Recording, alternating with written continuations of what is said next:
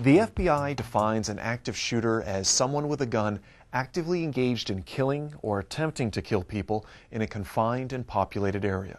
Virginia Tech, Sandy Hook, Fort Hood, and a Colorado movie theater are the 4 locations with the highest active shooter casualty count, but there were many more than those 4 incidents. In fact, there were 160 active shooter incidents in the U.S. between 2000 and 2013. From those 160 incidents, 486 people were killed and another 557 wounded. The FBI began an active shooter study last year in order to get a better idea of how to prevent, prepare for, respond to, and recover from active shooter incidents.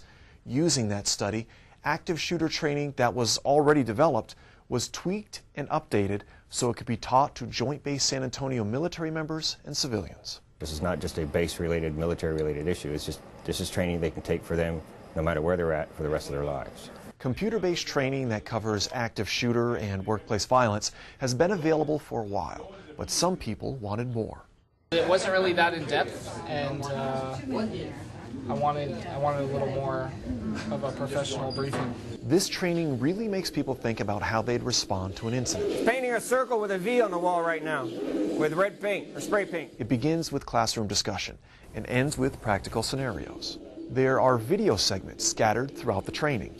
Some of those videos are reenactments. Now he's got a gun. Look at everybody not moving. They're denying what's going on. But a lot of them are from actual events. Look at them grabbing their handbags, grabbing their belongings, casually walking out. The goal for instructor Robert Vickers is to get people to think about how they would react to a shooting event before the event occurs. Just imagine, if something happens, what are you going to do right now? Get them to understand where it is that they're at, what they can expect for themselves as far as how they're going to react in regards to their stress, how to get through that. And then we give them the tools as far as what types of actions they need to deliberate in order to overcome that. We actually run the students through 6 different practical scenarios where they actually have to perform those functions. And that ingrains that information into their brain. So when something like that, God forbid, actually happens, they actually have something in their mind that they can go back to. While the class is tailored for adults, parents are encouraged to discuss the training with their children in a way that's age appropriate. That concludes our training. What'd y'all think? The simulation where you actually come and actually do the actual training. Loved it. It's like fire extinguisher training or any other kind of training. You hope you never have to use it, but if you do, you're glad you have it. Get out of here. To get more information or sign up for the next class, email or call Mr. Mance Clark. The plan right now is to offer the class monthly.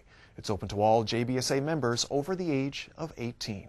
For Joint Base San Antonio-Randolph Public Affairs, I'm Master Sergeant Chris Decker.